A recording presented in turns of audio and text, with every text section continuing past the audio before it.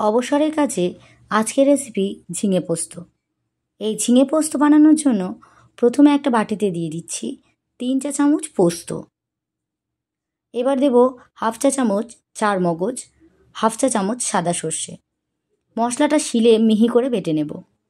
এখন এখানে ঝিঙে কেটে নিয়েছি আর আলু কেটে নিয়েছি। এখন কড়াইতে দিয়ে দিচ্ছি সর্ষের তেল। গ্যাস অন করে দিয়েছি। তেলটা ভালো করে নেড়েচেড়ে গরম করে নেব। তেল গরম হয়ে গেলে দিয়ে দেব কেটে রাখা ঝিঙে। ঝিঙেটাকে নেড়েচেড়ে ভালো করে ভেজে নিতে হবে। ঝিঙে যখন ভাজতে হবে গ্যাসের ফ্লেমটা কিন্তু হাইতে রাখতে হবে।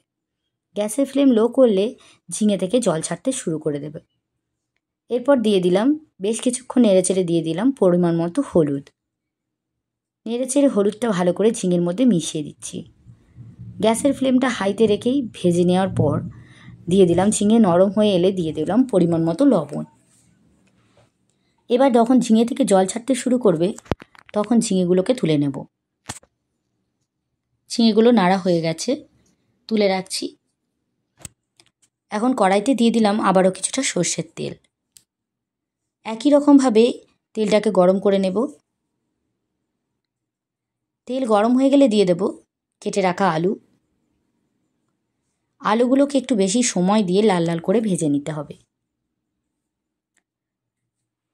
আমি এখানে কম তেল ইউজ করে ভেজে নিয়েছি, আপনারা চাইলে বেশি তেল ইউজ করতে পারেন। এবার আলু লাল লাল হয়ে গেলে মাঝখানে অল্প একটু সর্ষের তেল দিয়ে এর মধ্যে ফোড়ন দিয়ে দিলাম কালো জিরে। এরপর দিয়ে দিলাম আদা বাটা। এরপর দিয়ে দেব কাঁচা লঙ্কা বাটা। এরপর দিয়ে দেব হলুদ গুঁড়ো।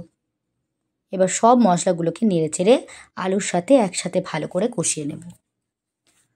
আমি এখানে কাঁচা লঙ্কা দিয়েই ঝিঙে পোস্তটা বানাচ্ছি, আপনারা চাইলে গুঁড়ো লঙ্কা বা লাল লঙ্কা ইউজ করতে পারেন। নেড়েচেড়ে খুব ভালো করে মশলা থেকে কাঁচা লঙ্কা এবং আদার কাঁচা গন্ধটা চলে গেলে দিয়ে দেব পরিমাণ মতো লবণ, বেটে রাখা পোস্ত আর অল্প সামান্য জল। নেড়েচেড়ে ভালো করে আলুর সাথে মিশিয়ে নেব পোস্ত বাটাটা।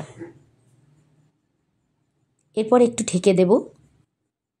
ঢেকে রেখে 1 মিনিট রান্না করে নেব। 1 মিনিট পর ঢাকা খুলে আবারও ঠিক একই রকমভাবে কষিয়ে নেব। পোস্তর সঙ্গে বাঙালির চিরকাল মেলবন্ধন রয়েছে। পোস্ত খেতে কার না ভালো লাগে। পরিমাণ মতো এবার জল দিতে শুরু করতে হবে। জলের পরিমাণটা বুঝে দিতে হবে। আলুটা যতটা পরিমাণ জলটা কিন্তু ঠিক ততটা পরিমাণ দিতে হবে। জলের পরিমাণ কম হলে আলু কাঁচা থেকে যাবে। আপনারা চাইলে এই পর্যায়ে গরম জল ইউজ করতে পারেন। আমি এখানে নর্মাল জলই দিয়েছি। এবার জল দেবার পর ওপর থেকে দিয়ে দিলাম ঝিঙে, দিয়ে ঢেকে রাখবো। ঢেকে রেখে আমি এখানে 15 মিনিট রান্না করে নিয়েছি। 15 মিনিট পর ঢাকা খুলে দেখছি আলুটা সেদ্ধ হয়েছে, কিন্তু খুব বেশি হয়নি। যেমন সম্পূর্ণ গলে যায় সেরকম হয়নি, একটু বাকি আছে। তাই নেড়ে চেড়ে দিলাম, আর ঢাকা দেব না। এবার এই একই রকম অবস্থায় রেখে দেব। আলু পুরো সম্পূর্ণ সেদ্ধ হয়ে গেলে, জল একদম শুকনো হয়ে গেলে নামিয়ে নেব। পারলে উপর থেকে কাঁচা সর্ষের তেল ছড়িয়ে পরিবেশন করতে পারেন ঝিঙে পোস্ত। ভিডিওটি ভালো লাগলে লাইক, কমেন্ট, শেয়ার করুন। চ্যানেলটি সাবস্ক্রাইব করে আমার পাশে থাকুন। ভিডিওটি সম্পূর্ণ দেখার জন্য ধন্যবাদ। যারা যারা ফেসবুক থেকে ভিডিওটি দেখছেন পেজটি ফলো করবেন।